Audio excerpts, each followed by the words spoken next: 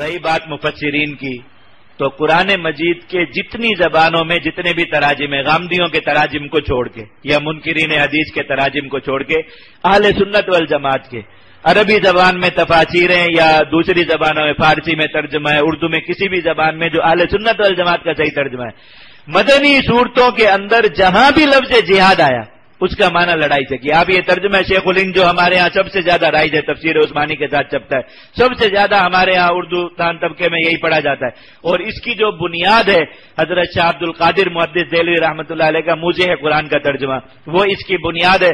حضرت شیخ الہند رحمۃ اللہ علیہ نے اپنے زمانے کی اردو کے اعتبار سے اس کو آسان کیا، اور پھر حضرت شیخ الہند کے ترجمے کی آگے تشہیر کی حضرت مولانا احمد علی لاہوری رحمۃ اللہ علیہ نے، جو ان کا ترجمہ قرآن مشہور ہے۔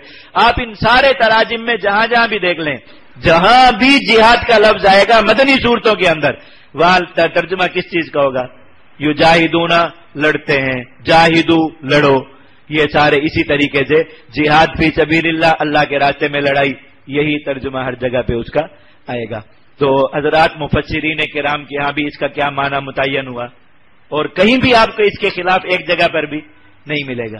اب وہ اس کے خلاف دکھانے کے لیے آیات وہ اٹھا کے لے آتے ہیں جو مکی ہیں، ان میں جہاں لفظ جہاد ہے۔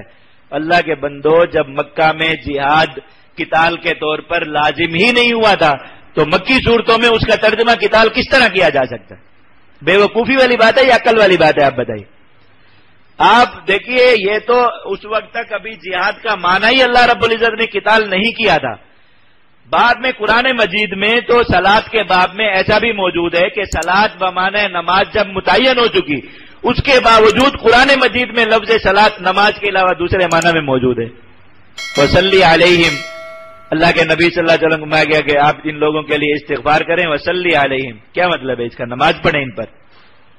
اس کا مطلب ہے کہ ان کے لیے رحمت کی دعا کیجیے۔ ان صلاتک سکن لہم، آپ ان کے لیے رحمت کی دعا کریں گے، ان کے دلوں کو تسکین ہو جائے گی۔ یہ جو لوگ جہاد میں جانے سے رہ گئے تھے، اللہ تعالیٰ نے ان کے بارے میں نبی کریم صلی اللہ علیہ وسلم جب انہوں نے استغفار کا مطالبہ کیا، حضور نے ان کے لیے استغفار کیا تو اللہ میں کہ آپ ان کے لیے ساتھ رحمت کی دعا بھی کیجیے۔ اب یہاں پر صلاۃ کا معنی کیا ہے؟ رحمت کی دعا کرنا۔ حالانکہ یہ صورت وہ ہے جو نماز کے حکم شرعی کے بعد نازل ہوئی، تو ایسا ہو جانے سے اب صلاۃ کے حکم شرعی پر کوئی فرق پڑا کہ آپ دوسری جگہ پر بھی یہ کہیں کہ چونکہ اس آیت میں صلاۃ کا معنی نماز نہیں ہے تو باقی ساری آیات میں بھی گنجائش ہو گئی کہ یہاں بھی صلاۃ کا معنی نماز نہیں ہوگا بلکہ جو معنی ہم مرضی کر لیں، یہ اس کی گنجائش نکلے گی کوئی؟ اور پھر ایک بات ہر مسلمان جانتا ہے، سمجھتا ہے کہ جس مسئلے پر امت کے فقہا، محدثین، مفسرین میں سے کسی ایک طبقے کا بھی اتفاق ہو جائے وہ حتمی ہو جاتا ہے امت کے لیے، اور یہاں پر میں آپ کو عرض کر رہا ہوں کہ تینوں طبقات کا ایسا اجماع اور اتفاق ہے کہ آپ کو اس کے خلاف کی ایک مثال بھی نہیں ملے گی، ایک مثال پورے وثوق کے ساتھ آپ کا کہہ، پورے ذخیرہ احادیث میں ایک مثال ڈھونڈ کے بتا دیں، پورے ذخیرہ فقہ میں ایک مثال ڈھونڈ کے بتا دیں، پورے ذخیرہ تفسیر میں ایک مثال ڈھونڈ کے بتا دیں، کہیں بھی نہیں ملے گی۔ تو پھر اس کے خلاف بات کرنا اس کی مسلمانوں کے لیے کس طرح گنجائش نہیں کرا۔